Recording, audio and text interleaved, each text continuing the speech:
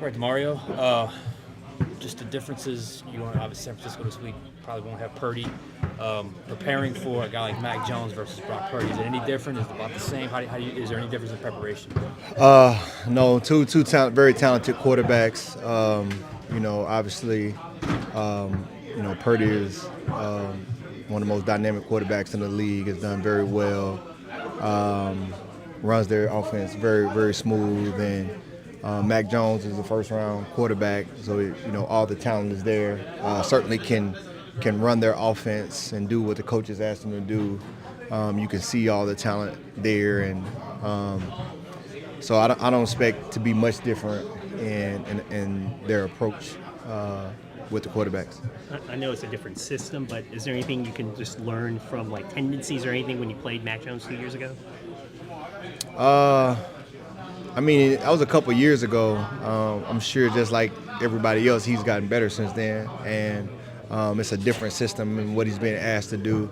I think if you look at the tape from some of the things that he was asked to do when he was in New England and what he's been asked to do in San Francisco, that's why they brought him over there, because some of those things are very similar. And so the way that the offensive coach wants to call the plays, he can make those throws and he can keep that offense in rhythm.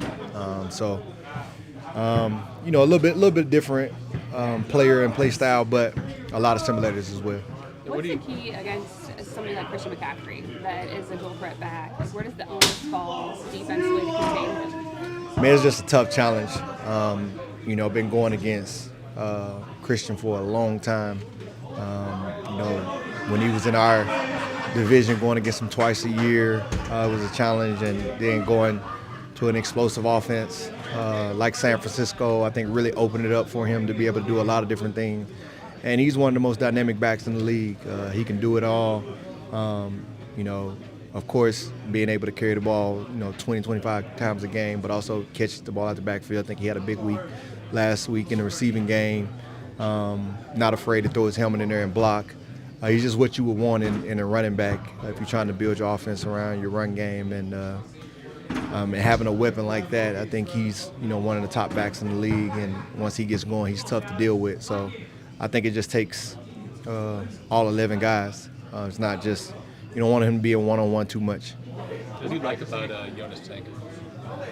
I think he's a really good young talent. I'm excited to see him get a shot. With some guys going down, new guys get new opportunities, and he's a guy that has certainly earned that. And so excited to see what he do. He's a run and hit guy, very smart player, a lot of intangibles. So excited to see what he can do. What stood out about the way that Brandon Staley dialed up pressure in the first game to sending you a couple times on blitzes and stuff, and like Violante sacked near the end of the game? I think he's just a really good play caller. He understands the strengths of his players. He understands the ways the offenses are trying to attack, and he understands the vulnerability in those offenses and how to exploit them. It's very fun playing for him. He knows how to get guys in situations where they can be successful, and we got to keep doing that. Our defense has to be able to play at a high level consistently, and so a big part of that is being able to win those matchups that he's able to create schematically. I know you don't face him directly, but I'm just wondering if you have like a respect for Fred Warner and what he's been able to do. Oh, absolutely. He's been, one of, if not the top backer in the game for a long time. And he consistently puts, great film out and great tape out. And I think when you play this game at the level that we do, he plays the linebacker position the right way.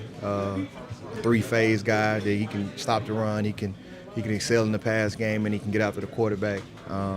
Very instinctive player, one of the best to ever do it. And he'll be playing at a high level, and we'll certainly have to play at a high level. Or their defense will be playing at a high level, and we'll certainly have to play defensively at a high level as well. Defending the screen game, you guys handled it against the Cardinals pretty well. What are some of the keys to defending that part of the game? It's just, screen is a big part of offenses. Just like bootlegs, just like, play action passes. You're going to see screens, and teams have gotten very creative at how they run them. They run screens to running backs, receivers, tight ends, fullbacks. You'll maybe see one, this week to the fullback. So I think it's just understanding this part of the offense. And just like you study everything else, you got to study for that as well. Speaking of that, I mean, just the Shanahan offense, what are the traits of this? They talk about the Shanahan offense a lot. Just what really stands out about having to guard that? It's just tough. One of the top offensive coordinators in the league, or top coaches in the league, as far as dialing up offensive plays. Just very challenging to stop multiple times. I think he's had the most explosive offense in the league, and that's very hard to do. Defenses aren't just stepping on the field, giving up explosive plays willingly, and so I think he just understands how to manipulate the defense, how to attack, understanding vulnerability, understanding matchups. Just one of the top coaches to doing it, and you got to be on your P's and Q's when you go against a coach like that. And so it's going to be a great challenge. We're certainly looking forward to it. Cam mentioned the fact that you guys didn't have any takeaways, and that's something that he wanted in the next game. How do you emphasize that and take those risks without leaving yourself vulnerable in other areas? It's mindset and mentality. Getting the ball is mandatory. It's mandatory. It's been mandatory for us since OTAs and minicamp and training camp and preseason, and we've been able to do that. And so we just got to find a way to do it at a high level all the time. There's been a lot of comparisons since Christian played in Carolina between him and Alvin, just because of their production and running pass. And having played against one, and maybe practiced against the other in the training camp, are they that similar, or are they stylistically a lot different? I think they're similar in the fact that they're two very dynamic offensive weapons. They can hurt you in the run game and the pass game. And so I think you have to, if you're going against either one of them, you have to have a ton of respect. But I'm taking 41 against the world, So yeah, he's just a different breed. But that's no slight on anybody else. When you talked about Fred Warner earlier, have most of your impressions of him been like from scouting common opponent offense film, or is it just watching football in general?